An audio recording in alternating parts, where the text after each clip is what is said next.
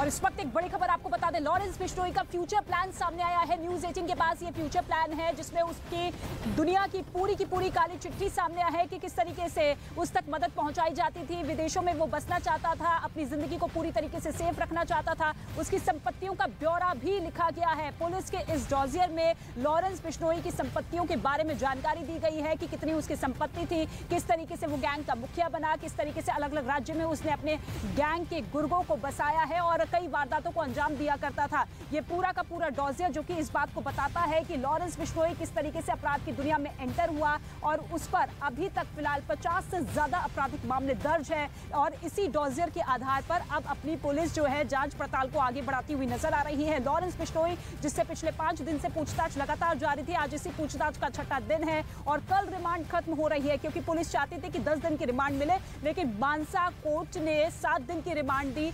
Studio का हम रुख कर लेते हैं, सहयोगी आपको बताएगी इस पूरे हत्याकांड से जुड़े हुए वो अहम किरदार, वो तमाम कड़ियां जो कि लगातार बढ़ती हुई नजर आ रही है। बिल्कुल ऋतिका, लगातार देखिए दर्शकों को एक एक अपडेट हम इस पूरे मामले को लेकर बता रहे हैं, लेकिन देखिए न्यूज़ 18 के पास वो डोजियर मौजूद है जिसमें साफ तौर पर ये पता चलता है कि आखिर लॉरेंस बिश्नोई का आगे का प्लान क्या था। लेकिन देखिए चौंकाने वाली खबर ये है कि लॉरेंस की ख्वाहिश अपराध की दुनिया को अलविदा कहकर आराम की जिंदगी जीने की है। आपको ये बताते कि देखिए लॉरेंस बिश्नोई ने चंडीगढ़ यूनिवर्सिटी से कानून की पढ़ाई की। आपको आसान भाषा में ग्राफिक जरिए हम समझा रहे हैं कि आखिर कहां से उसकी पढ़ाई लिखाई की शुरुआत हुई, क्या कुछ उसने किया। आगे बढ़ते हैं, लॉरेंस के पास अपना खुद का घर भी मौजूद है।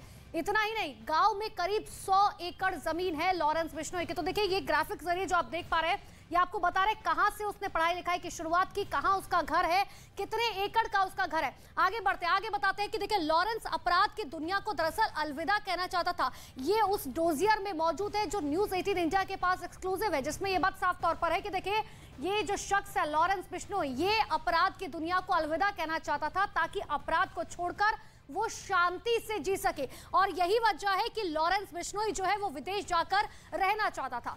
देखिए लॉरेंस की चाहत जो है दरअसल अपराध छोड़कर विदेश में बसने की है। ये सारी बातें जो है दरअसल ये सारी बातें निकलकर तब सामने आई जब उसका डोजियर जो है न्यूज़ 18 इंडिया के पास फिलहाल मौजूद है, जिसमें कई बड़ी बातें जो है वो कही गई हैं।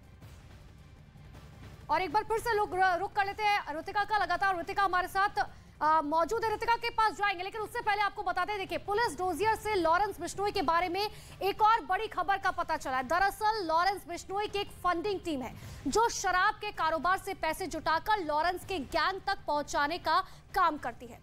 अब खबर यह भी है कि देखिए लॉरेंस बिश्नोई शराब के कारोबार में वर्चस्व था।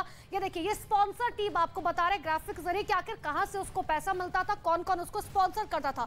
दरअसल शराब के कारोबार में उसका एक अच्छा खासा वर्चस्व हमेशा से रहा है और उसकी कई सारी जो है शराब की दुकानों में हिस्सेदारी। आप ऐसे में समझिए क्योंकि हर कोई जानता है कि आखिर शराब की दुकानें या शराब के लाइसेंस से जो है कितना अच्छा खासा पैसा मिलता है। यही वजह है कि उसी शराब के पैसे से उसने जो है अपने लिए 100 एकड़ का घर खरीदा। इतना ही नहीं, लॉरेंस की स्पॉन्सर टीम में 3 लोग शामिल थे। अब ये 3 लोग कौन है ये आपको बताते हैं। पहला स्पॉन्सर जो बताया जा रहा है वो जोधपुर का शराब कारोबारी कैलाश मंजू है। ये सबसे पहला कारोबारी बताया जा रहा है। कैलाश मंजू फिलहाल जोधपुर की ही हाई सिक्योरिटी जेल में बंद है। ये हमने आपको बताया कि आखिर कैलाश मंजू कौन है। अब आपको बताते हैं उन 3 लोगों में से दूसरा नाम किसका है, जबकि दूसरा जो स्पॉन्सर है उसका नाम मांगी लाल बताया जा रहा है। मांगी लाल फिलहाल अभी अजमेर की जेल में बंद है। तो ये वो लोग हैं जो लॉरेंस बिश्नोई के साथ शुरुआत से जो है काम कर रहे थे। और लॉरेंस बिश्नोई के तीसरे स्पॉन्सर का नाम भागीरथ है। भागीरथ नाम का शख्स भी जोधपुर जेल में ही बंद है।